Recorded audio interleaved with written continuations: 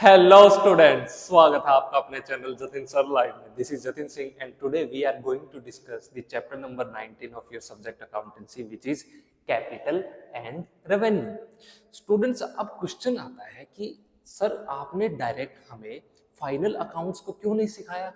तो स्टूडेंट्स, ये chapter final accounts को बनाने से पहले, उसको समझने से पहले ये चैप्टर को समझना बहुत जरूरी है। क्यों? ध्यान से देखो। अब नेक्स्ट चैप्टर है स्टूडेंट्स आपका फाइनल अकाउंट्स।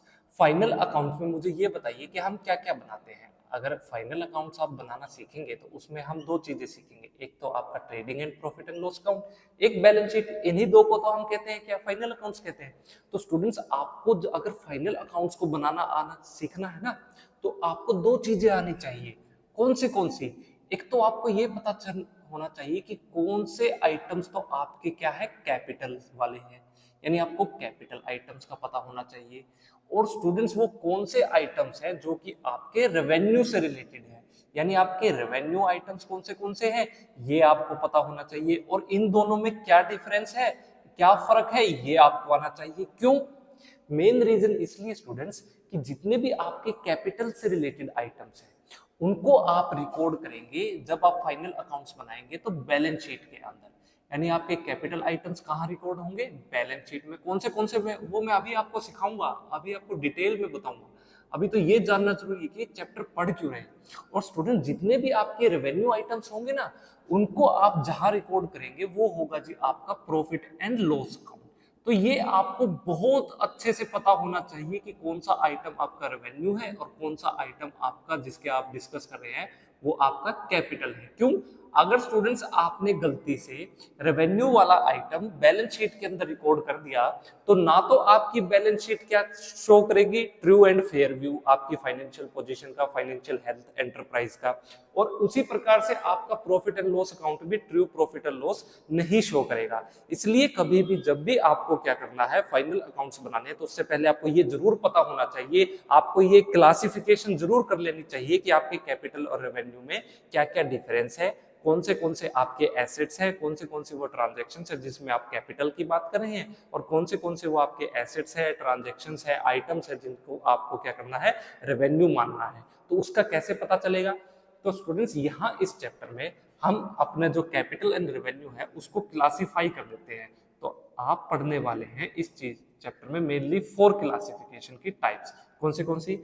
हम यहाँ क्लासिफिकेशन कर देते हैं अपने रेवेन्यू और कैपिटल को 4 कैटेगरीज में। कौन सी वो कैटेगरीज होंगी, चलिए देखते हैं। तो स्टूडेंट्स, सबसे पहली कैटेगरी जिसके अंदर आप क्लासिफिकेशन करना है आपको, वो है जी आपके कैपिटल एक्सपेंडिचर और रेवेन्यू एक्सपेंडिचर। यानी आप सीखने वाले हैं कि कैपिटल एक्सपेंडिचर में कौन से आइटम्स इंक्लूड होंगे और आपके रेवेन्यू आइटम्स में कौन से आइटम्स इंक्लूड होंगे, और कैपिटल एक्सपेंडिचर किसे कहते हैं, रेवेन्यू एक्सपेंडिचर किसे कहते हैं, और कैपिटल एक्सपेंडिचर और रेवेन्यू एक्सपेंडिचर में डिफरेंस क्या है। मोस्ट इंपॉर्टेंट टॉपिक है स्टूडेंट्स ये। यूं लगा लीजिए कि लगभग ये एग्जाम्स में आता ही आता है, इवन कि यहाँ अकाउंटेंसी में ही नहीं, ये जो टॉपिक है ना आपका कैपिटल रेवेन्यू, ये आप जब इकोनॉमिक्स पढ़ेंगे तो उसमें भी आएगा। आइदर आप +1 में हो, +2 में हो, आप बीकॉम में हो, बीबीए में हो, एमबीए, एमकॉम, आप सीए कहीं चले जाइए, कैपिटल एंड रेवेन्यू से रिलेटेड आपको पढ़ना ही होगा। आज पढ़ेंगे तो अच्छा है, वरना फ्यूचर में कहीं ना कहीं आप इसको समझेंगे, ये आएगा जरूर आपकी नॉलेज में।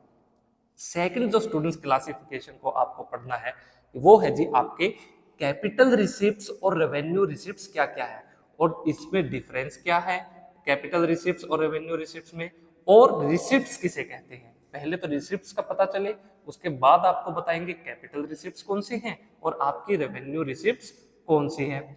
उसके बाद स्टूडेंट्स नेक्स्ट जो आप कैटेगरी पढ़ेंगे वो होंगे जी आपके कैपिटल लॉस और रेवेन्यू लॉस।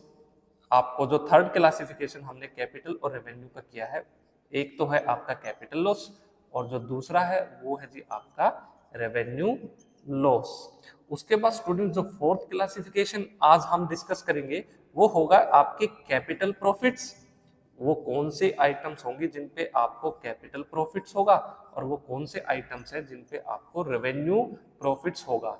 बस यही 4 कैटेगरीज है जो ये डिसाइड करेगी कि आप कितने अच्छे से फाइनल अकाउंट्स बना पाएंगे। नेक्स्ट चैप्टर को अगर स्टूडेंट्स आपको अच्छे से मास्टर करना है तो यहाँ इस चैप्टर के अंदर पूरे फोकस से, ये बेसिकली एक थ्योरेटिकल चैप्टर है, mostly question short answer type का आता है इसके अंदर। अगर लॉन्ग में आएगा तो यही आ जाएगा, इन 4 पॉइंट्स को एक्सप्लेन कर दो, बस यही जो आपकी 4 क्लासिफिकेशन की ये जो पॉइंट्स है ना, सारा चैप्टर इन्हीं के अंदर कवर होना है। आज आपको बस यही सीखने हैं, तो चलिए इनको आप नोट डाउन कीजिए। मैं आपको सबसे पहली कैटेगरी अब जो मैं आपको सिखाने जा रहा हूँ वो होगी आपकी कैपिटल एक्सपेंडिचर, रेवेन्यू एक्सपेंडिचर। चलिए पहले से नोट डाउन कीजिए। Students, capital expenditure, revenue expenditure को समझने से पहले आपको सबसे पहले ये पता होना चाहिए कि एक्सपेंडिचर किसे कहते हैं। स्टूडेंट्स, जब भी आपके बिजनेस से पैसा बाहर जाए, आपके बिजनेस से, आपकी पॉकेट से, आपके बिजनेस की तिजोरी में से, आपके बैंक बैलेंस में से पैसा क्या हो जाए, कम हो जाए, आपकी तिजोरी से पैसा खर्च हो जाए, आपकी पॉकेट से पैसा आप खर्च कर दे, किस लिए, ताकि आपको कुछ ना कुछ उससे बेनिफिट मिले। तो स्टूडेंट्स, अगर आपने जो पैसा खर्च किया है, आपकी पॉकेट से पैसा बिजनेस से बाहर गया है, तिजोरी से बाहर गया है, बैंक बैलेंस कम हुआ है और उससे आपको अगर बेनिफिट मिला है तो उस बेनिफिट को कहेंगे हम यहाँ पे एक्सपेंडिचर। समझे? पैसा सिर्फ बाहर जाने से मतलब नहीं है, उसके बदले आपको कुछ ना कुछ बेनिफिट जरूर होना चाहिए। कैसे? पैसा बाहर क्यों जाएगा? क्योंकि स्टूडेंट्स आपको सैलरी देनी है एम्प्लॉयज़ को, जिस बिल्डिंग में आप काम कर रहे हैं उसका रेंट पे करना है, उस बिल्डिंग का बिजली बिल आता होगा तो इलेक्ट्रिसिटी चार्जेस की आपको पेमेंट करनी है, आपने अपने बिजनेस की ऐड करवाई है तो ऐड कंपनी को पैसे देने हैं, आपने कोई मशीन खरीदी होगी तो तब आपका पैसा खर्च होगा, आप फर्नीचर खरीदेंगे, आप लैंड खरीदेंगे, कोई भी एसेट खरीदते हैं तब भी आपको क्या करनी है, पेमेंट करनी है। और आप ये सारे खर्चे क्यों कर रहे हैं? ताकि आपको इससे कुछ ना कुछ बेनिफिट मिले, इसीलिए तो आपने सब खर्चे किए। तो उन सारे के सारे खर्चों को, वो सारी की सारी जो आपने पेमेंट्स की है जिससे आपको बेनिफिट मिल रहा है, तो उसको हम कहेंगे जी एक्सपेंडिचर। Point number 1। अब एक्सपेंडिचर कितने टाइप का होता है ये समझिए। स्टूडेंट्स, आपके सिलेबस में एक्सपेंडिचर 3 टाइप्स का है। कौन सा? सबसे पहली टाइप है वो है जी आपकी स्टूडेंट्स रेवेन्यू एक्सपेंडिचर। एक है आपके रेवेन्यू एक्सपेंडिचर, एक होते हैं स्टूडेंट्स आपके कैपिटल एक्सपेंडिचर, और थर्ड कैटेगरी है वो है आपकी डेफर्ड रेवेन्यू एक्सपेंडिचर। चलिए 1 बाय 1 समझते हैं। सबसे पहले बात करते हैं रेवेन्यू एक्सपेंडिचर की। देखिए, रेवेन्यू एक्सपेंडिचर स्टूडेंट्स किए जाते हैं उन खर्चों के लिए जिसका बेनिफिट आपको क्या मिल जाए, करंट ईयर में ही मिल जाए। तो any expenditure which is incurred for which the benefit is received during the current year is known as revenue expenditure. चलिए मैं इसको आपको लिख के, आपको ताकि एग्जाम में कैसे लिखेंगे ये पता चलना चाहिए आपको, और क्या है ये आपको विद एग्जाम्पल समझाता हूँ। सबसे पहले देखिए, नोट डाउन कीजिए मेरे साथ। Any expenditure which is incurred during for the benefit which is received during the current accounting year, current accounting का ईयर का मतलब जिस साल के अंदर बिजनेस अभी भी काम कर रहा है उसको करंट ईयर कह लीजिए, करंट अकाउंटिंग कह लीजिए, क्या है चलिए समझिए। स्टूडेंट्स, मान लीजिए कि आपकी फर्म का जो करंट अकाउंटिंग ईयर है वो कहता है जी 1 जनवरी 2020 से लेके ये है आपका 31 दिसंबर 2020 तक, ये करंट अकाउंटिंग ईयर है जिसको हम करंट अकाउंटिंग ईयर कह देते हैं। ठीक है, करंट ईयर भी बोल देंगे। अब स्टूडेंट्स, इस साल के बीच में जितने भी खर्चे किए फर्म ने और उसका बेनिफिट आप उसको उसी साल में मिल गया, यानी यहाँ इस ईयर में फर्म ने क्या किया, अपने एम्प्लॉइज को सैलरी दी। सैलरी हर महीने जाएगी, जनवरी के महीने में, फरवरी के महीने में, मार्च के महीने में मंथली सैलरी देनी होगी अपने एम्प्लॉइज को। तो स्टूडेंट्स, उसके बदले, उस सैलरी के बदले वो उन एम्प्लॉइज से काम भी तो ले रहे हैं ना, तो उनको बेनिफिट भी उसी महीने में मिल गया। यानी जिस साल उन्होंने सैलरी दी है उसी साल उनको क्या मिल गया, अपने एम्प्लॉइज से बेनिफिट मिल गया। तो वो जो खर्चे हैं, ये जो सैलरी पे स्टूडेंट जितना भी एक्सपेंडिचर हुआ है, इस टाइप के एक्सपेंडिचर को आप कहेंगे जी आपके रेवेन्यू एक्सपेंडिचर। और स्टूडेंट्स, अगर आप क्या कर देते हो, रेंट पे करते हो, आपने कोई कोई बिल्डिंग ले रखी है, उस बिल्डिंग का आप रेंट दे रहे हैं, हर महीने आपको रेंट देना होगा। तो अगर आप हर महीने रेंट दे रहे हैं तो हर महीने उस बिल्डिंग के अंदर आप काम भी तो कर रहे हो, आपको बेनिफिट भी तो उसी महीने मिल रहा है। यानी पूरे साल में स्टूडेंट्स 12 महीने, यानी एक करंट अकाउंटिंग ईयर में कितने मंथ्स होते हैं, 12 मंथ्स। तो 12 महीने में जितना भी आप खर्चा कर रहे हो, उन 12 महीने के अंदर आपको हर महीने उतना बेनिफिट भी तो मिल रहा है उन खर्चों के बदले, उन एक्सपेंडिचर के बदले। तो वो जो एक्सपेंडिचर आपने रेंट पे किया है, आप सैलरीज पे कर रहे हैं, इनको आप कहेंगे जी किस टाइप के एक्सपेंडिचर है ये स्टूडेंट्स आपके, ये है रेवेन्यू एक्सपेंडिचर। ये फर्क समझे। अब सेकंड टाइप क्या होती है आपकी, एक होते हैं रेवेन्यू एक्सपेंडिचर और एक होते हैं स्टूडेंट्स आपके कैपिटल एक्सपेंडिचर। अब कैपिटल एक्सपेंडिचर क्या है, इसको ध्यान से समझना। काफ़ी कंफ्यूजन रहती है, बच्चे काफ़ी कंफ्यूज होते हैं कि कैपिटल एक्सपेंडिचर रेवेन्यू एक्सपेंडिचर को एक ही समझ लेते हैं और कैपिटल एक्सपेंडिचर वाले आइटम्स को प्रॉफिट एंड लॉस में रिकॉर्ड कर देते हैं। ऐसा नहीं करना स्टूडेंट्स।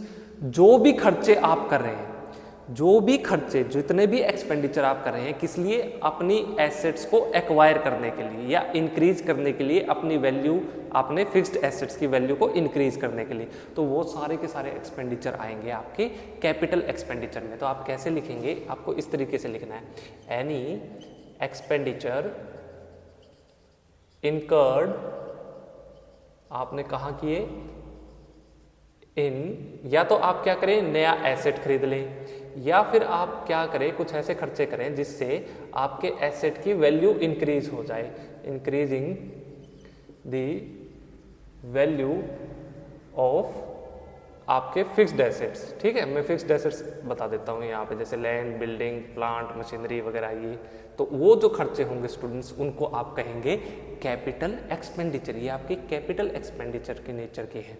अब इंपॉर्टेंट चीज स्टूडेंट्स, कौन से होंगे, और सबसे पहले इनका बेनिफिट आपको, यहाँ तो आपको पता चल गया, आपने खर्चे किए और उनका बेनिफिट आपको करंट ईयर में मिल गया। इनका बेनिफिट आपको कब मिलेगा, तो स्टूडेंट्स इनका बेनिफिट आपको मिलेगा over a long period of time. The benefit is received over a long period of time. क्या कहना चाहता है, ध्यान से समझो, इस लाइन का मतलब बहुत इंपॉर्टेंट है स्टूडेंट्स। आप क्या करेंगे, प्लांट खरीदेंगे, आप कोई मशीन खरीदेंगे, आप कोई बिल्डिंग खरीदते हैं, तो आप क्या इसलिए खरीद रहे हैं कि मैं उसको अगले महीने बेच दूंगा। बिल्डिंग स्टूडेंट्स आप इसलिए खरीद रहे हैं कि ताकि ये 20 साल 25 साल मैं इस बिल्डिंग के अंदर काम करूंगा, मुझे अपना बिजनेस बढ़ाना है, उसी बिल्डिंग के अंदर आप काम करना है। तो आपने लंबे समय तक क्या करना है, उस बिल्डिंग को यूज करना है। तो उस बिल्डिंग पे स्टूडेंट जो आपने खर्चा किया है उसको खरीदने पे, वो क्या कहलाएगा, आपका कैपिटल एक्सपेंडिचर कहलाएगा। आपने कोई मशीन खरीदी, मशीन किस लिए खरीदी कि मैं शाम को उसको बेच दूं, नहीं, मशीन आपने इसलिए खरीदी ताकि उस मशीन से आप क्या करेंगे, कोई प्रोडक्ट तैयार करेंगे और उसको आप बेचेंगे और लंबे समय तक वो मशीन काम करेगी, उससे आपके प्रोडक्शन बढ़ेगा और उन गुड्स को आपको बेचना है और उसके बदले आपको पैसे मिलेंगे।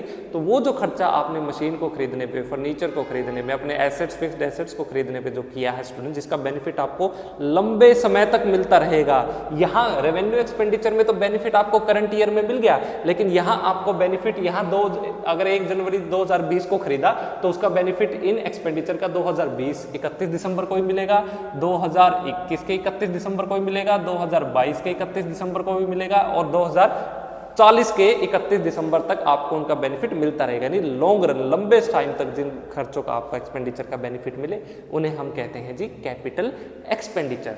और स्टूडेंट्स याद रखना इंपॉर्टेंट, सबसे पहले मैं आपको इसके एग्जांपल बता देता हूं। जैसे कि आप खर्चा क्या करें, आप परचेज करें, मान लीजिए आपने यहाँ परचेज किया है कोई बिल्डिंग, या फिर आप क्या खरीद सकते हैं, यहाँ पे आप परचेज करते हैं आपकी कोई मशीन, है ना, या फिर आप फर्नीचर खरीदे। तो ये सब क्या है स्टूडेंट्स, आपके लिए तो एसेट्स हैं। तो इनके ऊपर जो खर्चा कर रहे हैं आप, इनका बेनिफिट्स आपको लंबे समय तक मिल रहा है। और यहाँ ये जो आपके रेवेन्यू एक्सपेंडिचर किस टाइप के हैं, ये एक्सपेंडिचर स्टूडेंट्स है जैसे कि आप क्या करें, सैलरी दें अपने एम्प्लॉयज़ को, है, या फिर आप क्या पे करें, आप रेंट पे करते हैं।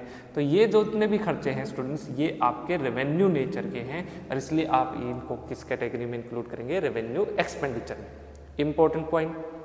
सेकेंड इंपॉर्टेंट चीज स्टूडेंट्स ध्यान से समझना, रेवेन्यू एक्सपेंडिचर, कैपिटल एक्सपेंडिचर में इंपॉर्टेंट पॉइंट है कि ये जो कैपिटल एक्सपेंडिचर आप कर रहे हैं, इससे स्टूडेंट्स आपकी अर्निंग कैपेसिटी इंक्रीज होती है।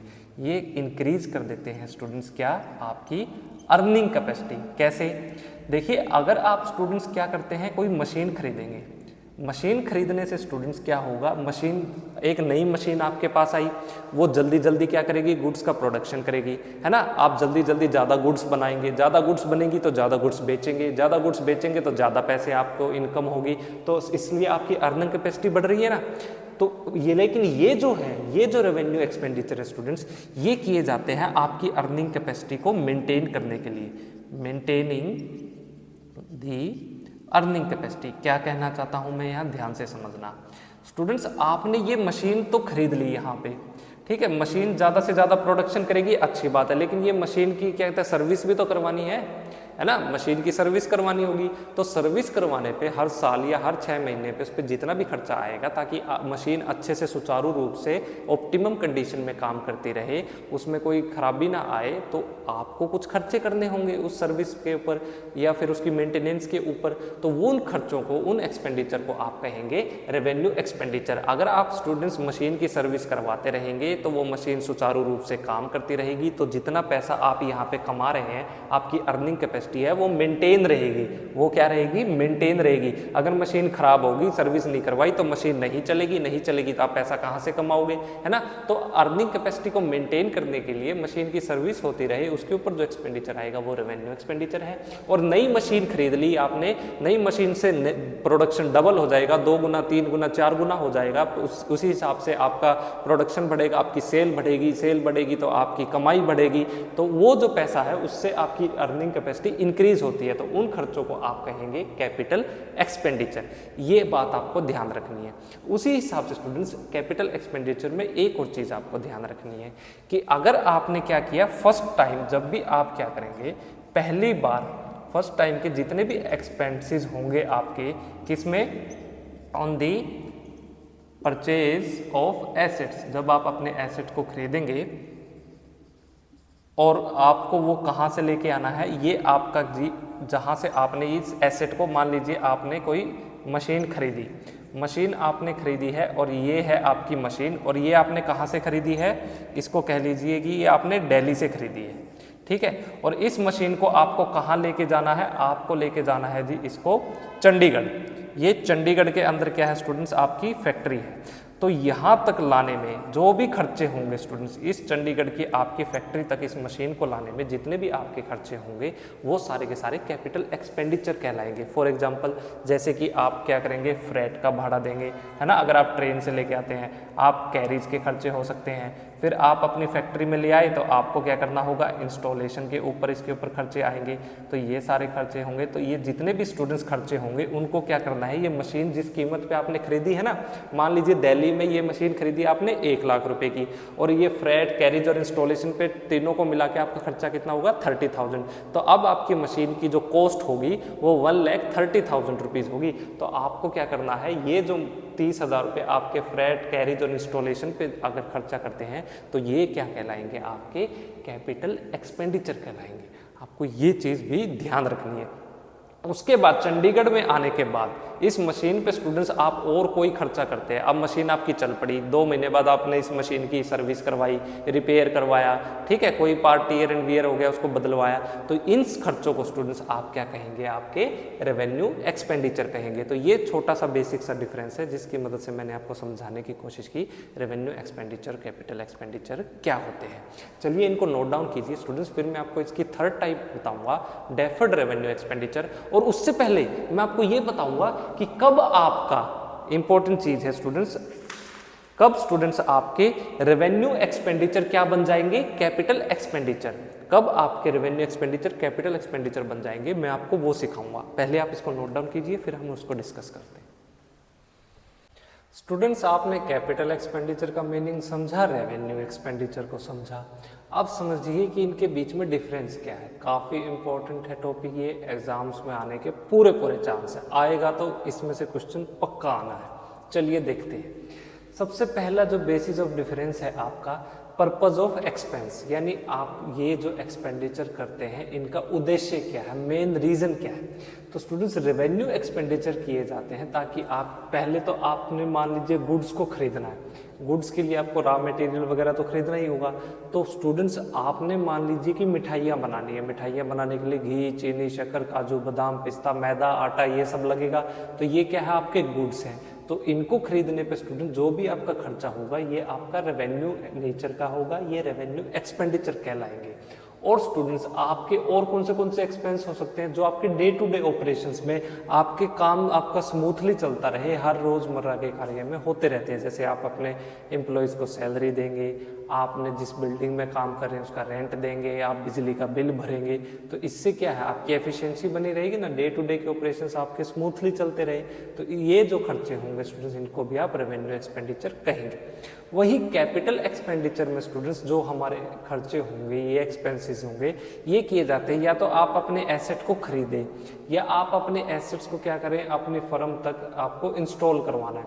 तो इस टाइम पे जितने भी आपके खर्चे हो रहे हैं ये क्या कहलाएंगे, आपके कैपिटल एक्सपेंडिचर। मान लीजिए आपने कोई मशीन खरीदी, तो आपने मशीन खरीदने पे जो पेमेंट दी है वो क्या कहलाएगी, आपकी कैपिटल एक्सपेंडिचर। फिर उस मशीन को आपको अपनी फैक्ट्री तक लेके आने, तो मशीन को फैक्ट्री तक लाने और उस मशीन को चलाने तक जितने भी पहले टाइम के खर्चे होंगे ये भी आपके क्या कहलाएंगे, कैपिटल एक्सपेंडिचर कहलाएंगे। जैसे मशीन के इंस्टॉलेशन पे, मशीन के फ्रैट पे, कैरिज पे, वेजेस जो आप पे कर रहे हैं फर्स्ट टाइम, तो ये क्या है, आपके कैपिटल एक्सपेंडिचर के आपके एक्सपेंसेस कहलाएंगे। सेकंड डिफरेंस एक है जी अर्निंग कैपेसिटी। देखो ये सिर्फ मेंटेन करते हैं आपकी अर्निंग कैपेसिटी को, लेकिन कैपिटल एक्सपेंडिचर ये जो खर्चे हैं ये आपकी अर्निंग कैपेसिटी को इंक्रीज करते हैं। कैसे, आपने कोई नई मशीन खरीदी, मशीन खरीदेंगे तो प्रोडक्शन बढ़ेगा, प्रोडक्शन बढ़ेगा तो सेल बढ़ेगी, सेल बढ़ेगी तो इनकम बढ़ेगी, अर्निंग कैपेसिटी बढ़ेगी। ठीक, तो यहाँ अर्निंग कैपेसिटी इंक्रीज होती है। आपने मशीन खरीदी तो उसमें टूट एंड फूट होगी, कोई ना कोई वियर एंड टीयर तो होगा ही होगा। तो टूट फूट वियर एंड टीयर के लिए आपको क्या करना होगा, उसको रिपेयर करवाना होगा। तो रिपेयर करवाने पे जो भी खर्चे होंगे उससे वो कहलाएंगे आपके रेवेन्यू एक्सपेंडिचर। क्यों, क्योंकि स्टूडेंट्स अगर आपकी मशीन स्मूथली चलती रहे, आप जो कमा रहे हो वो कमाई आपकी बनी रहे, तो उसके लिए आपको उसको रिपेयर तो करवाना ही होगा, उसकी सर्विस तो करवानी होगी। तो उस पर जो खर्चा आएगा उससे आपकी अर्निंग कैपेसिटी मेंटेन रहती है, और उन खर्चों को हम रेवेन्यू एक्सपेंडिचर कहते हैं। थर्ड डिफरेंस नेचर, ये स्टूडेंट्स रेकरिंग नेचर का है, ये होते ही रहते हैं। सैलरी हर महीने देनी, रेंट हर महीने देना, बिजली का बिल देना ही देना आपको, है ना। तो रेकरिंग नेचर के है। ये कभी कभी होते हैं, रेयरली, जब आपको पैसे की जरूरत पड़ गई, आपको अचानक कहीं ना कहीं से आपको लगता है कि यार ये मुझे होनी चाहिए, या फिर आपने क्या करना है, कोई एसेट खरीदना है। मान लीजिए आपने कोई एकदम डिसाइड किया कि ये बिल्डिंग है ना, ये बिल्डिंग मुझे चाहिए, मेरा किराया बढ़ता जा रहा है, अगर मैं रेंट की जगह क्या करूँ, बिल्डिंग ही खरीद लूँ ना, तो फ्यूचर में मेरे को बेनिफिट होगा। तो इस तरह के खर्चों को आप क्या कहेंगे, कैपिटल एक्सपेंडिचर कहेंगे। फोर्थ डिफरेंस बेनिफिट, इनका कितने टाइम तक मिलेगा।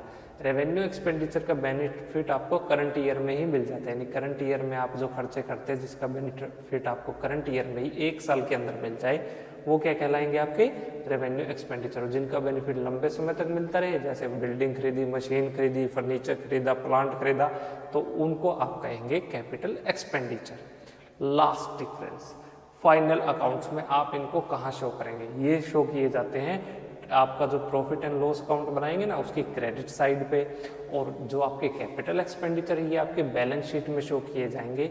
इनसे या तो आपके एसेट क्या हो जाएंगे, डिक्रीज हो जाएंगे, या फिर आपकी लाइबिलिटीज बढ़ जाएगी बैलेंस शीट में कैपिटल एक्सपेंडिचर की वजह से। तो स्टूडेंट्स ये था छोटा सा एग्जाम्पल आपका रेवेन्यू और कैपिटल एक्सपेंडिचर के डिफरेंस का, इसको नोट डाउन कीजिए। काफ़ी इंपॉर्टेंट टॉपिक है, एग्जाम में आने के चांसेस हैं, तो ध्यान से पढ़ना है इसको। चलिए जी स्टूडेंट्स, चलिए अब हम डिस्कस करते हैं कि कब कोई रेवेन्यू एक्सपेंडिचर कैपिटल एक्सपेंडिचर कहलाएगा। तो इसमें डिफरेंशिएट करना बहुत ज़रूरी है, बहुत इंपॉर्टेंट है, ध्यान से समझना। सबसे पहले तो आपको पता होना चाहिए वो कौन से रेवेन्यू एक्सपेंडिचर होते हैं जो कैपिटल एक्सपेंडिचर बन जाते हैं। ये टोटल 10 है। सबसे पहला है स्टूडेंट वेजेस। देखिए वेजेस आमतौर पे क्या होता है, रेवेन्यू एक्सपेंडिचर होता है, लेकिन अब डिस्कस करेंगे कि ये कैपिटल एक्सपेंडिचर कब बन जाएगा। तो स्टूडेंट जब आपको क्या करना है, कंस्ट्रक्शन कर रहे हो आप कोई बिल्डिंग का, तो बिल्डिंग के कंस्ट्रक्शन के टाइम पे आप जो भी खर्चे करेंगे, जो भी वेजेस अपने लेबरर्स को देंगे, तो ये बिल्डिंग क्या है स्टूडेंट्स, आपकी एक एसेट है।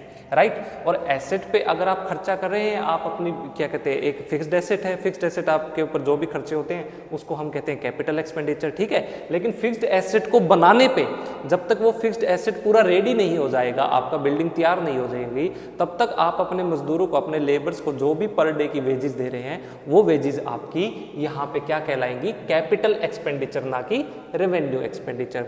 दूसरा स्टूडेंट्स, अगर आपने क्या किया, मान लीजिए कोई मशीन खरीदी, मशीन खरीदने के बाद आपको यह प्लांट खरीदा आपने, और वो प्लांट एंड मशीनरी अगर आप क्या करते हैं, अपने जहां से आपने खरीदा उसके बाद आपको वो लेके आनी है कहाँ पे, अपनी बिल्डिंग, अपनी फैक्ट्री के अंदर, तो वहां तक लाने पे उस प्लांट एंड मशीनरी के इंस्टॉलेशन के ऊपर स्टूडेंट्स जितना भी अब खर्चा होगा, ये सारा का सारा क्या कहलाएगा, आपका कैपिटल एक्सपेंडिचर। ये आपको ध्यान रखना है।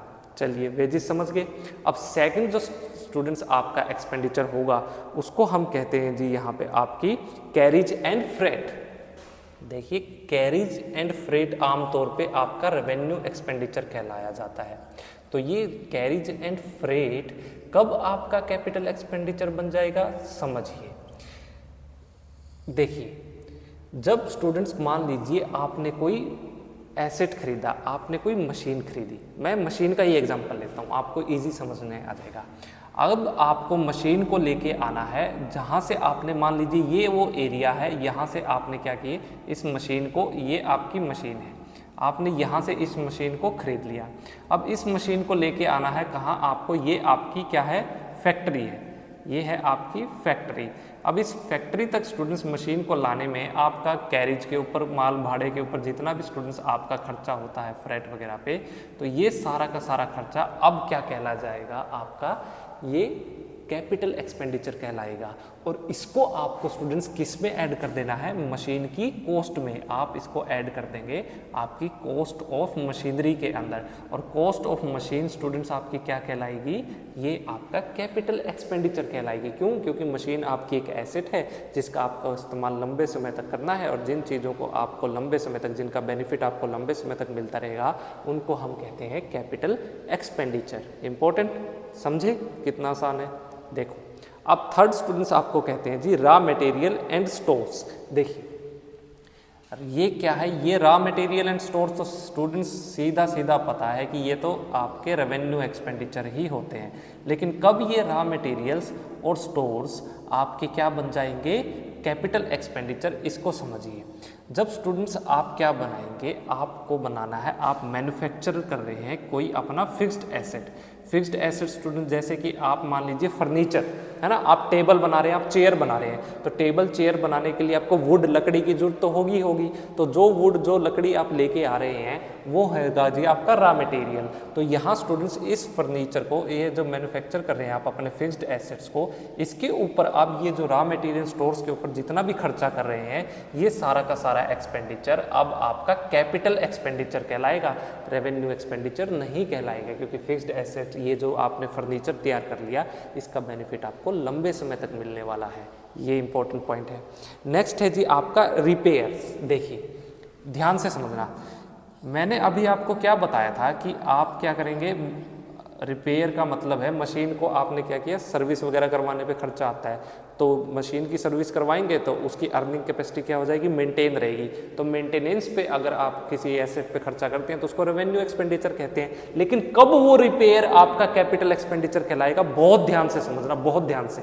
देखो स्टूडेंट्स, आपने मान लीजिए कि कोई सेकेंड हैंड मशीनरी खरीदी, आप कोई सेकंड हैंड मशीन खरीद के लाते हैं। अब सेकंड हैंड मशीन आई है, किसी ने बेची है, वो इसीलिए बेची है, उसमें कुछ ना कुछ गड़बड़ रही होगी, तभी उसने कहा चलो बेचते हैं, नई खरीद के लाते हैं। लेकिन आपको लगा यार नई तो बहुत महंगी है, मैं क्या करता हूँ सेकंड हैंड मशीन ले लेता हूँ, 2-3 साल तो चलेगी ही, उसके बाद नई ले लेंगे, है ना।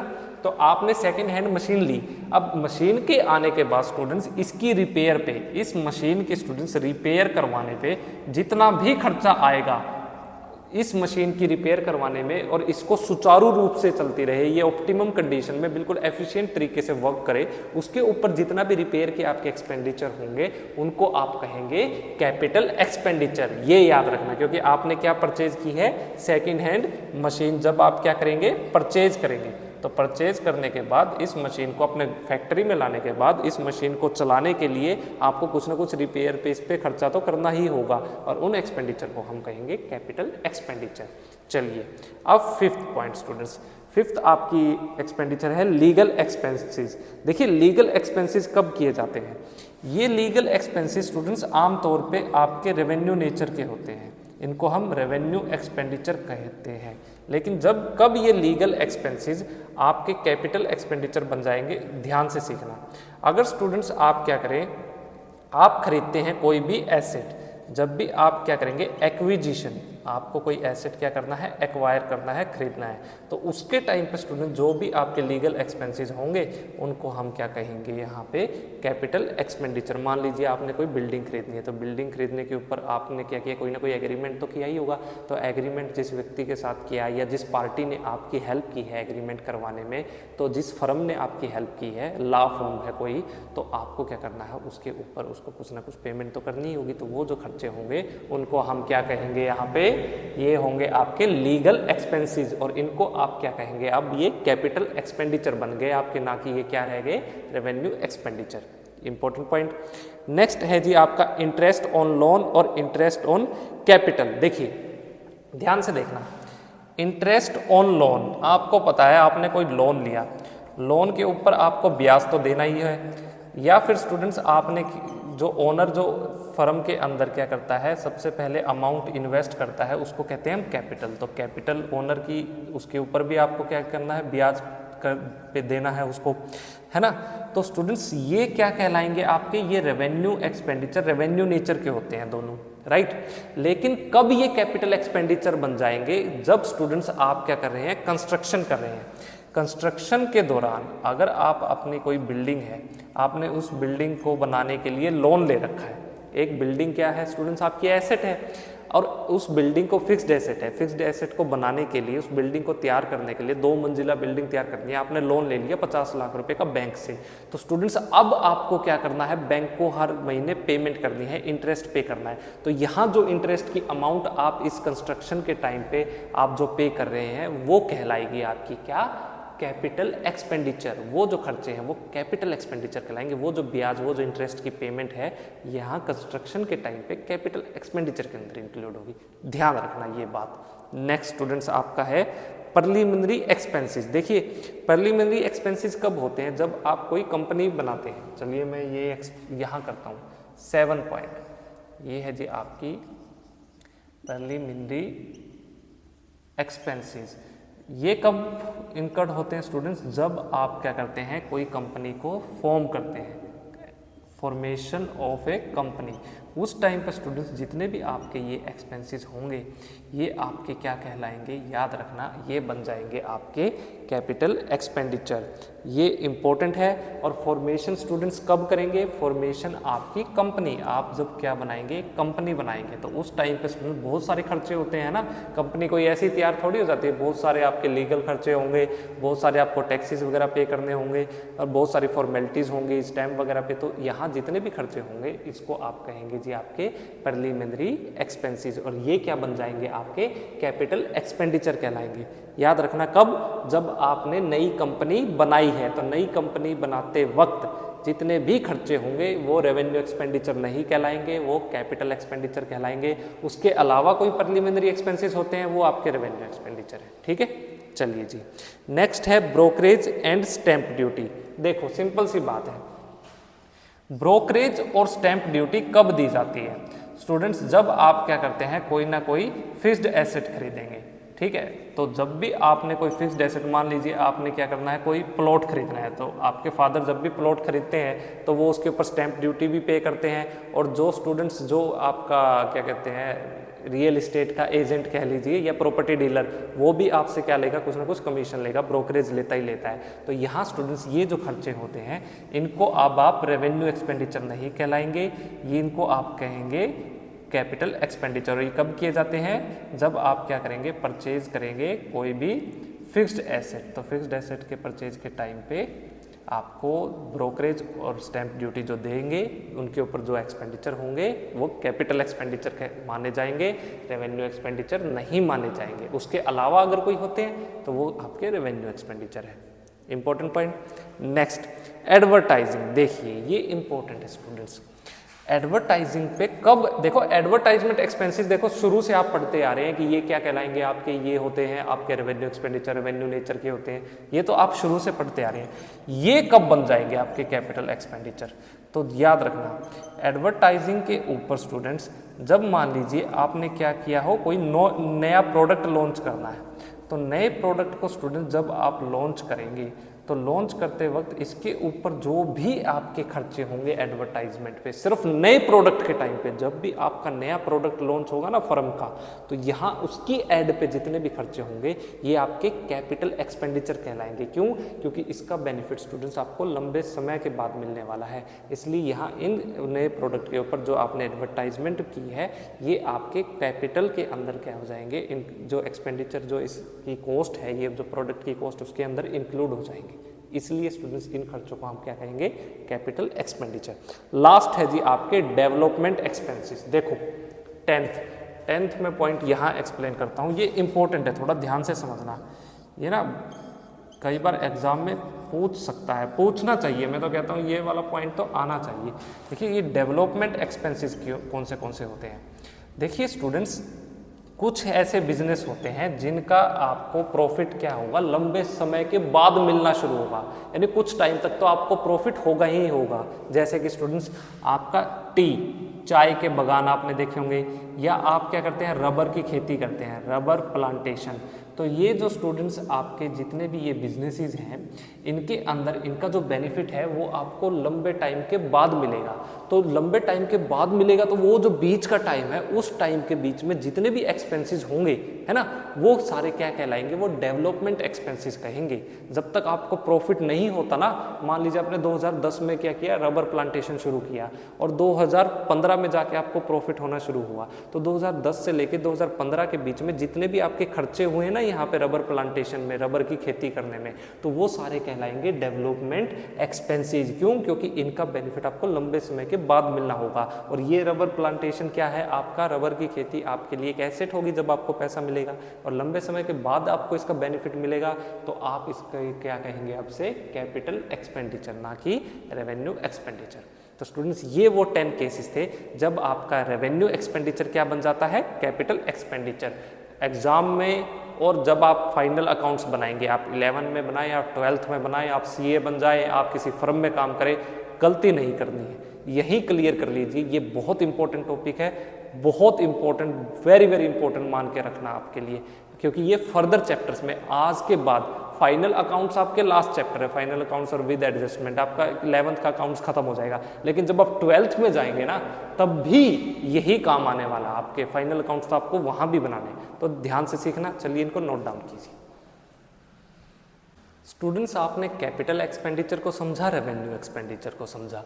अब जो थर्ड टाइप है आपकी एक्सपेंडिचर की, वो है जी आपकी डेफर्ड रेवेन्यू एक्सपेंडिचर। देखिए ये डेफर्ड रेवेन्यू एक्सपेंडिचर क्या है, ये पहली बार आपने सुना है, मुझे पता है ये क्या है। इसमें रेवेन्यू वर्ड भी है और इसमें कुछ फीचर आपको इसके कैपिटल एक्सपेंडिचर भी जैसे लगेंगे। फिर दोनों में क्या फ़र्क होगा, चलिए सीखिए। सिंपल सी बात है स्टूडेंट्स, ये क्या है, हैवी एक्सपेंडिचर करते हैं जो कि क्या है, रेवेन्यू नेचर के हैं। ध्यान से रखना, इसमें स्टूडेंट्स मोटा पैसा, मतलब बहुत ज़्यादा पैसा जिन एक्सपेंडिचर के रूप में जब आप क्या करेंगे, खर्च करेंगे, तो उन एक्सपेंडिचर को डेफर्ड रेवेन्यू एक्सपेंडिचर कहेंगे। कब, अभी समझाता हूँ। यानी आप यहाँ क्या करते हैं, ये हैवी एक्सपेंडिचर करते हैं, बहुत ज़्यादा अमाउंट आपकी एक्सपेंडिचर के रूप में इन्वॉल्व होंगी। और ये हैवी एक्सपेंडिचर किस टाइप का होगा स्टूडेंट्स, रेवेन्यू नेचर का। ये आमतौर पे आपका रेवेन्यू नेचर का होता है। कैसे, चलिए समझिए। देखिए स्टूडेंट्स, मान लीजिए कि आपने क्या किया, एक नया प्रोडक्ट लॉन्च किया, फर्म ने न्यू प्रोडक्ट लॉन्च किया और उस प्रोडक्ट की एडवर्टाइजमेंट करवानी है, और आपने एडवर्टाइजमेंट के लिए जिस एक्टर को आपने हायर किया ना, जिस सेलिब्रिटी को हायर किया, मान लीजिए वो सेलिब्रिटी है आपका शाहरुख खान, हम कहते हैं उसको SRK। अब मैंने क्या कहा कि यहाँ पे हैवी एक्सपेंडिचर इंक्लूड है। अब रेवेन्यू नेचर एडवर्टाइजमेंट अगर आप करवा रहे हैं तो एडवर्टाइजमेंट पे जो भी खर्चा आता है वो रेवेन्यू एक्सपेंडिचर कहलाता है। पता है कैसा? 500 रुपये, 1000 रुपये, 10,000 रुपये। यहाँ जो हम खर्चे की बात कर रहे हैं ना, जो एक्सपेंडिचर SRK ने पता है कितने रुपए मांगे? SRK कहता है कि जी मैं तो क्या करूँगा 50 करोड़ रुपीज़ लूँगा, 50 करोड़ रुपए। आपका ये जो नया प्रोडक्ट है ना, इसकी एडवर्टाइजमेंट के लिए 50 करोड़ रुपीज़ चार्ज करूँगा। हमने कहा कोई बात नहीं, हम 50 करोड़ रुपए देंगे। अब देखिए स्टूडेंट्स, ये साल हमने जब पेमेंट की, यहाँ जो हमने एग्रीमेंट डिसाइड किया, हमने सोचा कि यार ना इसका बेनिफिट SRK का लगभग अपने को 5 साल तक मिल सकता है इसका बेनिफिट। तो हम क्या करेंगे स्टूडेंट, मान लीजिए 2021 में प्रोडक्ट लॉन्च किया, तो 2021 में आप क्या करेंगे, इसको डिवाइड कर देंगे 5 इक्वल पार्ट्स में, यानी 10 करोड़ रुपीज़ आपके 2021 में, फिर इस खर्चे को आप 2022 में आप दिखाएंगे इसको फिर से 10 करोड़ रुपीज़, यानी आपने इक्वल पार्ट्स में इसको डिवाइड कर दिया। 2023 में भी आप 10 करोड़ रुपीज़ में इसको डिवाइड कर देंगे, 2024 में फिर से 10 करोड़ रुपए, यानी आपने इसको क्या किया, क्लासिफाई किया कि कब तक आपको इस खर्चे का क्या होगा, बेनिफिट मिलता रहेगा। मैंने आपको क्या बताया, इन जो एक्सपेंडिचर है, ये जो डेफर्ड रेवेन्यू एक्सपेंडिचर है, इनका जो स्टूडेंट्स बेनिफिट होगा, ये जो बेनिफिट होगा yield over a long period of time, इन खर्चों का बेनिफिट आपको लंबे समय तक मिलता रहेगा। और वो लंबा टाइम स्टूडेंट्स हमने माना 5 साल, यानी 50 करोड़ रुपए अगर हम शाहरुख खान को दे रहे हैं तो 5 साल तक हमारी सेल बढ़ेगी। शाहरुख खान के नाम पे लोग इस प्रोडक्ट को खरीदेंगे ही खरीदेंगे, बेशक इसकी क्वालिटी कैसी ही हो, ये हमने मान लिया। तो स्टूडेंट्स पहले साल, अब 2021 के अंदर स्टूडेंट्स ये जो 10 करोड़ रुपए अब खर्च होंगे, हमने क्या किया, 50 करोड़ में से 10 करोड़ रुपीज़ हम क्या कहाँ, अब आपको जो शाहरुख खान को आपने पे की है एडवर्टाइजमेंट के लिए, इसको तो आप शो करेंगे प्रॉफिट एंड लॉस अकाउंट में। ये पैसा कहाँ जाएगा, प्रॉफिट एंड लॉस अकाउंट के अंदर। और स्टूडेंट्स अब ये जो रिमेनिंग पैसा है ना, बच गए कितने, ये हो गए जी आपके 40 करोड़ रुपए। इन 40 करोड़ रुपए को 2021 के अंदर आप 31 दिसंबर को अगर आप अकाउंट बना रहे तो इन पैसों को आप कहाँ शो करोगे, मुझे बताओ। ये सारे के सारे 40 करोड़ रुपीज, ये 40 करोड़ रुपए को आप शो करेंगे अपनी बैलेंस शीट के एसेट साइड में। बैलेंस शीट की एसेट साइड के अंदर आपको क्या करना है, ये अमाउंट आपको शो करनी है, यहाँ रिकॉर्ड करनी है।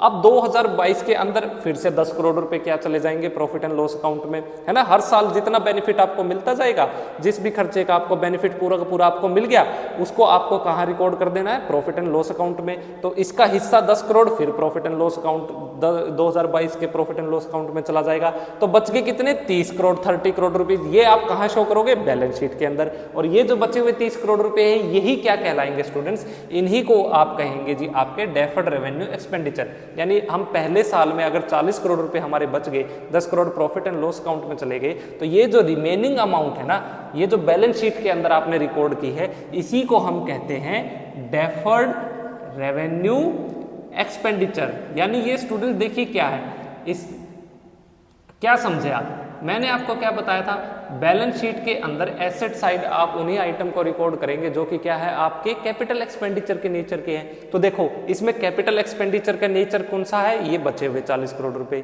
और जो 10 करोड़ रुपए जो प्रॉफिट एंड लॉस अकाउंट के अंदर आप जहां जिस आइटम को रिकॉर्ड करते हैं, वो होते हैं आपके रेवेन्यू एक्सपेंडिचर। तो देखो दोनों ही नेचर आगे ना, दोनों ही अमाउंट इन्वॉल्व है। आपने एक हिस्सा आपका प्रॉफिट एंड लॉस अकाउंट में जा रहा है हर साल, और बचा हुआ हिस्सा आपका बैलेंस शीट के अंदर रिकॉर्ड हो रहा है। और वो जो बचे हुए हिस्से को आप क्या कहेंगे जी, यहाँ पे deferred revenue expenditure.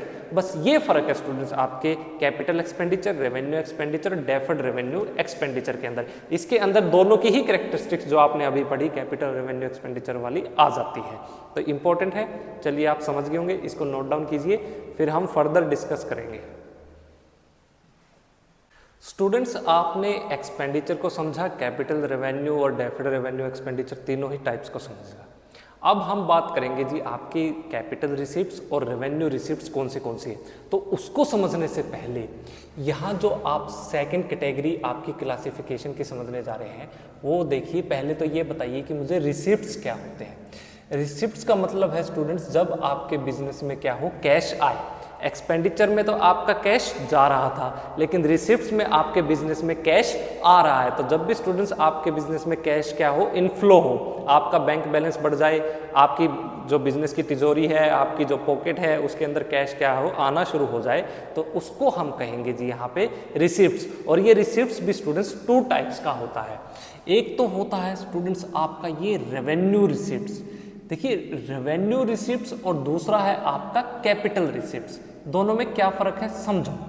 Revenue receipt students, आपको पैसा आपके बिजनेस में आएगा, कब आप उसको रेवेन्यू रिसिप्ट्स कहेंगे, जब स्टूडेंट्स वो पैसा जो आ रहा है ना, वो जो रिसिप्ट्स आपको मिल रही हैं वो क्या हो, रूटीन नेचर की है। वो कब मिले आपको, रूटीन या फिर डे टू डे जो बिजनेस के ऑपरेशंस हैं, डे टू डे ऑपरेशंस हैं जो आपके बिजनेस के, उसमें आपको मिलता है। वो कौन से ऑपरेशंस हैं स्टूडेंट्स, जैसे कि आप क्या करें, अपने गुड्स को बेचते हैं, आप क्या है कपड़े के व्यापारी हैं, आपकी गारमेंट्स की एक शॉप है, आप गारमेंट्स की एक फर्म है। जब स्टूडेंट्स आप अपने गारमेंट्स को बेचेंगे, कपड़ों को बेचेंगे, तो आपको क्या मिलेगा, पैसा मिलेगा। डेली आप कपड़ों को बेचेंगे, डेली आपकी शॉप पे कस्टमर आएंगे, डेली आप जैसे ही सेल करेंगे आपको पैसे मिल जाएंगे। तो ये जो पैसा आपके पास आया है, आपकी फर्म के पास आया, ये क्या कहलाएगा, आपका रेवेन्यू रिसिप्ट्स। ये डे टू डे ऑपरेशन से आया है। तो इसका एग्जांपल आप यहाँ लिखेंगे, जैसे कि आपको सेल ऑफ गुड्स को बेच के स्टूडेंट्स जब आपको क्या मिल जाए, पैसा मिलता है, तो वो क्या कहलाएगा, आपका रेवेन्यू रिसिप्ट्स। दूसरा स्टूडेंट्स इसका एग्जांपल, जैसे कि आपको क्या मिल जाए, इंटरेस्ट मिल जाए। आपने क्या करवा रखी थी, एफडी करवा रखी थी, उस एफडी के ऊपर आपको क्या मिला, इंटरेस्ट मिला। तो ये जो ब्याज स्टूडेंट्स मिला है, इसको भी आपको क्या कहेंगे, ये भी आपका रेवेन्यू रिसिप्ट से आपने 1 साल के लिए एफडी करवा रखी थी और उसके ऊपर हर क्वार्टरली, हर 3 महीने में आपको ब्याज मिल रहा है, तो ये भी रेवेन्यू नेचर का कहलाएगा, याद रखना। स्टूडेंट्स अब बात आती है कि कैपिटल रिसिप्ट्स कौन सी होंगी। देखिए कैपिटल रिसिप्ट्स के अंदर स्टूडेंट्स आपको पैसा कब आएगा आपके बिजनेस में, ध्यान से देखना। यहाँ पे स्टूडेंट्स ये जो कैटेगरी नंबर 2 इसका जो कैपिटल रिसिप्ट्स का एग्जांपल है, जब आप क्या करें, अपने एसेट्स को बेच दें, सेल ऑफ फिक्स्ड एसेट्स को आपने बेचा, मान लीजिए कि आपने लैंड बेच दिया, आपने बिल्डिंग बेच दिया, आपने कोई मशीन बेच दी, आपके पास एक्स्ट्रा थी, आपके पास फर्नीचर था, आपने उसको बेच दिया। तो ये क्या है, आपका डे टू डे का ऑपरेशंस नहीं है। आप डेली अपनी बिल्डिंग थोड़ी बेचोगे, आप डेली मशीन थोड़ी बेचोगे। तो कभी कभी जब आपको एकदम पैसे की जरूरत है या आपके पास कोई मशीन एक्स्ट्रा है, आपने उसको बेच दी, क्योंकि तो फिक्स्ड एसेट है, इनका बेनिफिट तो लंबे समय तक आपको लेना है। ये घटनाएं स्टूडेंट्स कभी कभी होती है, कभी रेयरली ही होंगी बिजनेस में। अगर बिजनेस को पैसे की बहुत तंगी है, कहीं से पैसा अरेंज नहीं हो रहा, बिजनेस को पैसा चाहिए, तो वो क्या कर देगा, उसके पास मान लीजिए एक मशीन एक्स्ट्रा है, उसको बेच देगा। तो वहां से जो पैसा आया है, इसको आप क्या कहेंगे, कैपिटल रिसिप्ट्स कहेंगे। ये रूटीन नेचर का नहीं है। ये जो रिसिप्ट्स है रेवेन्यू वाली, ये रूटीन नेचर के, डेली पैसा आ रहा है, गुड्स को डेली बेच रहे हैं, यहाँ से पैसा आ रहा है, लेकिन यहाँ डेली पैसा नहीं आ रहा, ये कभी कभी होने वाली है, याद रखना। पहली। दूसरा पॉइंट स्टूडेंट्स, जब क्या हो, ओनर क्या इन्वेस्ट करता है स्टूडेंट्स अपने बिजनेस में, वो कैपिटल। अगर स्टूडेंट्स ओनर क्या कर दे, कंट्रीब्यूट कर दे, ओनर कंट्रीब्यूट कर दे कुछ अमाउंट को, ठीक है, तो उस अमाउंट को स्टूडेंट्स आप क्या कहेंगे, यहाँ पे हम उसको कहते हैं कैपिटल। तो वो जो एडिशनल कैपिटल जो ओनर है वो अपने बिजनेस में लेके आया है, उसको भी आप क्या कहेंगे, कैपिटल रिसिप्ट्स। इससे भी आपके बिजनेस में पैसा आ रहा है ना, तो पैसा आना चाहिए बस। अब किस नेचर का आ रहा है, अगर स्टूडेंट्स ओनर क्या करता है, एडिशनल कैपिटल इंट्रोड्यूस कर दे, कॉन्ट्रीब्यूट कर दे अपने बिजनेस में, तो उसको भी आप क्या कहेंगे, कैपिटल रिसिप्ट्स कहेंगे। थर्ड स्टूडेंट्स, इसका एग्जाम्पल क्या है, आपके पास बिजनेस में पैसा कब आ सकता है, जब आप क्या करें, यहाँ पे बैंक से लोन ले लें।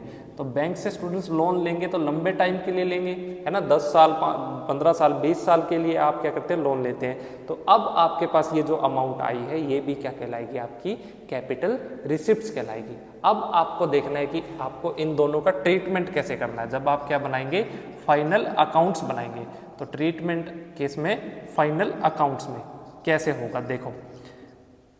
ये जो स्टूडेंट्स आपके जो रेवेन्यू, आपके जो रिसिप्ट्स हैं, इनको आप कहाँ शो करेंगे, इसको आप शो करेंगे जब आप क्या बनाएंगे, प्रॉफिट एंड लॉस अकाउंट। तो प्रॉफिट एंड लॉस अकाउंट की students credit side of profit and loss account, उसके अंदर आपको क्या करना है, इनको रिकॉर्ड करना है।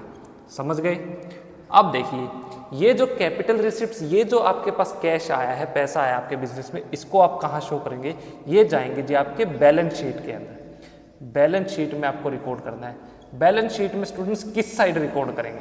देखो, इसके दो इफेक्ट होंगे। पहला, या तो ये क्या करेंगे, आपकी इंक्रीज कर देंगे लाइबिलिटीज, इंक्रीज इन लाइबिलिटीज। कैसे? आपने बैंक से लोन लिया, लोन क्या है? कर्जा। कर्जा आपको चुकाना है, तो आपकी लाइबिलिटी क्या हो जाएगी? बढ़ जाएगी। तो आपकी लाइबिलिटी क्या हो जाए? या तो इंक्रीज हो जाए, ठीक है।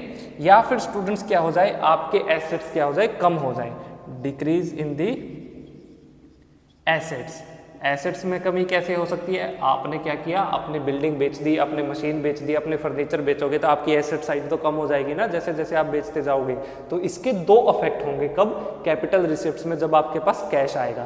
तो यहाँ आपकी या बैलेंस शीट में या तो आपकी लाइबिलिटी साइड बढ़ जाएगी या आपकी एसेट साइड घट जाएगी, या दोनों ही हो जाएगा। एक तरफ से लाइबिलिटी साइड बढ़ रही है, एक तरफ से आपकी एसेट साइड घट रही है। और यहाँ पे जब रेवेन्यू रिसिप्ट्स जैसे आपकी जो पेमेंट आपके पास आएगी, तो यहाँ आपको रिकॉर्ड करना है आपके प्रॉफिट एंड लॉस अकाउंट की क्रेडिट साइड में। बस ये थोड़ा सा छोटा सा फर्क है। रिसिप्ट्स का मतलब है बिजनेस में पैसा आना, और पैसा कब कब आ सकता है? जब आप अपने गुड्स को बेच दें, आपको डिविडेंड मिल जाए, आपने कोई एफडी करवा रखी थी, आपकी कोई इन्वेस्टमेंट थी, उसके ऊपर आपको इंटरेस्ट मिल जाए, आप अपने कोई एसेट को बेच दें, आप बैंक से लोन ले ले, ओनर क्या कहते हैं कैपिटल इंट्रोड्यूस कर दे। कई सारे तरीके हैं बिजनेस में पैसा आने का। जब भी बिजनेस में पैसा आएगा तो उसको रिसिप्ट्स कहेंगे।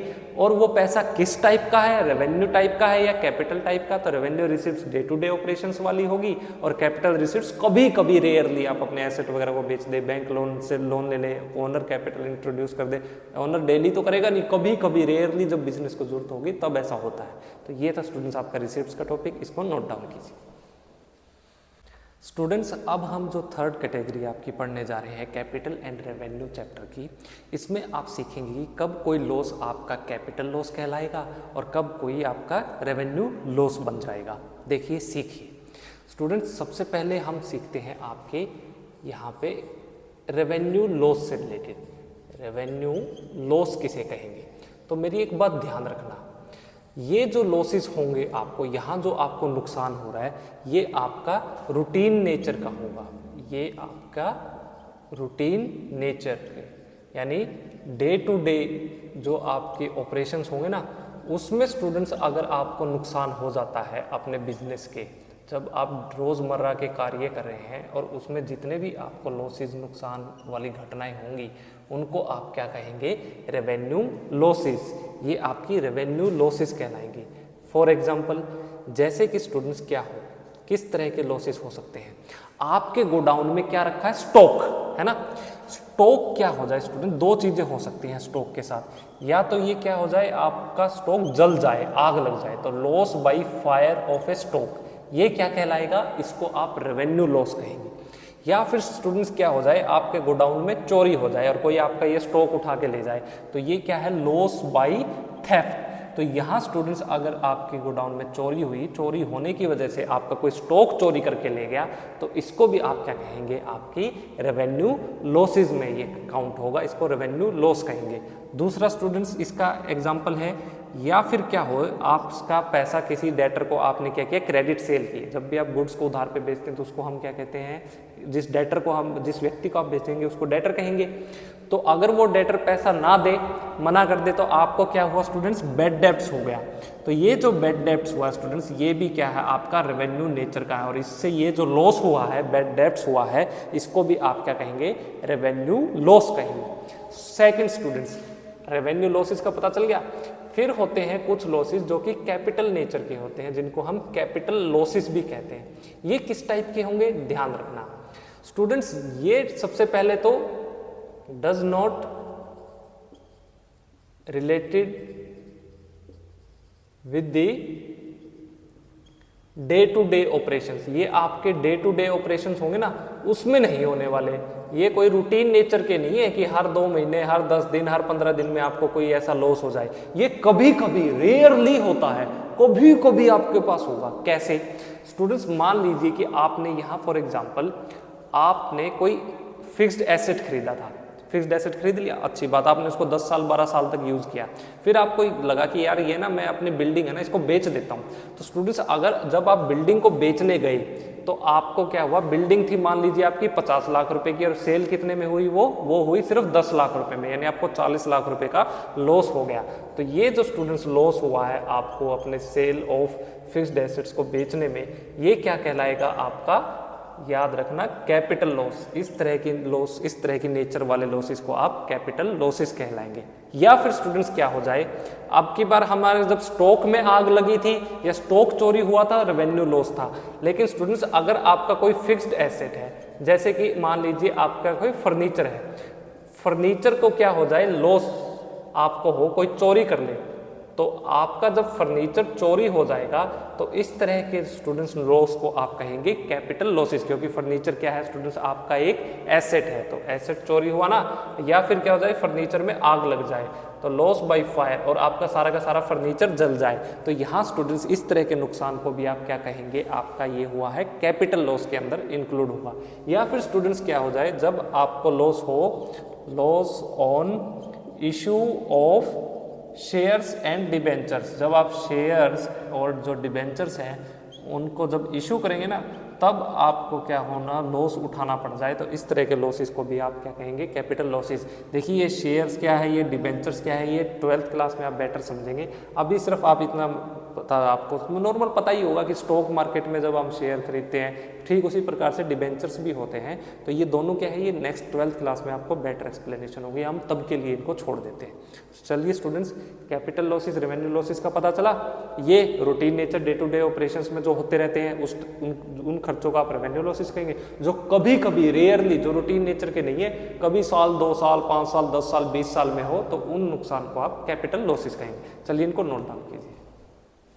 स्टूडेंट्स, लास्ट टॉपिक आपके चैप्टर का जो अब हम डिस्कस करेंगे वो होगा जी, कब आपका कोई प्रॉफिट रेवेन्यू प्रॉफिट कहलाएगा और कब वो कैपिटल प्रॉफिट बन जाएगा। चलिए सीखते हैं। तो सबसे पहले आप सीखेंगे कि आपके रेवेन्यू प्रॉफिट्स कौन से होते हैं। तो स्टूडेंट्स, जो प्रॉफिट्स, याद रखना जो मैं अब बोलने जा रहा हूँ, वो प्रॉफिट्स जो कि आप अर्न करते हैं during the normal course of A business, during, ये लाइन बहुत इंपॉर्टेंट है, normal course of A business. तो इसको आप क्या कहेंगे, ये जो आपको जितना भी प्रॉफिट हुआ है ये कहला जाएगा जी आपका रेवेन्यू प्रॉफिट्स। फॉर एग्जाम्पल के लिए ध्यान से समझना। मान लीजिए कि स्टूडेंट्स आपने क्या किया, आपके पास स्टॉक है और इस स्टॉक की स्टूडेंट्स कॉस्ट कितनी है, ये है जी आपकी 1 लाख रुपए। 1 लाख रुपए का स्टूडेंट्स ये स्टॉक था और आपने क्या किया, इसको बेच दिया। इसको जब बेचा, सेल किया, तो आपको कितने रुपए मिले, 1,25,000 रुपये, 1,25,000 रुपीज़। तो स्टूडेंट्स, ये जो 1,25,000 रुपये में आपने इसको बेचा ना, इसको तो कहेंगे, ये जो 1,25,000 रुपये हैं ये आपके कहलाएंगे रेवेन्यू रिसिप्ट्स। ये तो रूटीन नेचर की है, आपके बिजनेस में पैसा आया, जब भी बिजनेस में पैसा आता है उसको रिसिप्ट्स कहते हैं। तो किस कैटेगरी की है, आपने अपने स्टॉक को बेचा, अपने गुड्स को बेचा, गुड्स को बेचने से जो पैसा आपको मिलेगा वो आप क्या कहलाएंगे, रेवेन्यू रिसिप्ट्स कहेंगे। लेकिन स्टूडेंट्स 1 लाख रुपए की कोई चीज थी और आपने उसको 1,25,000 रुपए में बेच दिया, तो आपको कितने रुपए का फायदा हुआ, यहाँ 25,000 रुपए का। और इन 25,000 रुपीज को स्टूडेंट्स आप क्या कहेंगे, ये आपके रेवेन्यू प्रॉफिट्स कहलाएंगे। ये फर्क है स्टूडेंट्स आपके रेवेन्यू रिसिप्ट्स और रेवेन्यू प्रॉफिट्स में। बच्चे बहुत कंफ्यूज रहते हैं, दोनों को एक ही समझ लेते हैं, नहीं, ये बिल्कुल अलग है, ये इनका फर्क है, छोटा सा बेसिक डिफरेंस है। चलिए सेकंड स्टूडेंट्स समझिए टाइप, रेवेन्यू प्रॉफिट समझ गए। अब हम बात करते हैं कि हमारे कैपिटल प्रॉफिट्स किन्हें कहेंगे, कौन से प्रॉफिट्स हैं जो कि कैपिटल प्रॉफिट्स की कैटेगरी में आएंगे। देखिए सबसे पहले तो ये नोट इनकर्ड, ये कभी भी आपके नॉर्मल कोर्स ऑफ बिजनेस के अंदर नहीं होंगे। मतलब डे टू डे का आप जो बिजनेस कर रहे हैं रोजमर्रा के अंदर ऐसे प्रॉफिट्स नहीं कमाए जाते।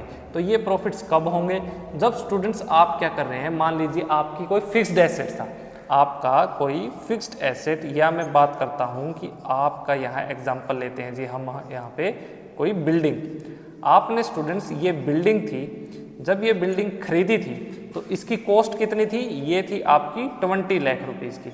और जब आप इसको बेचने गए तो आपने इसको बेच दिया कितने रुपए में, 25 लाख रुपीज में।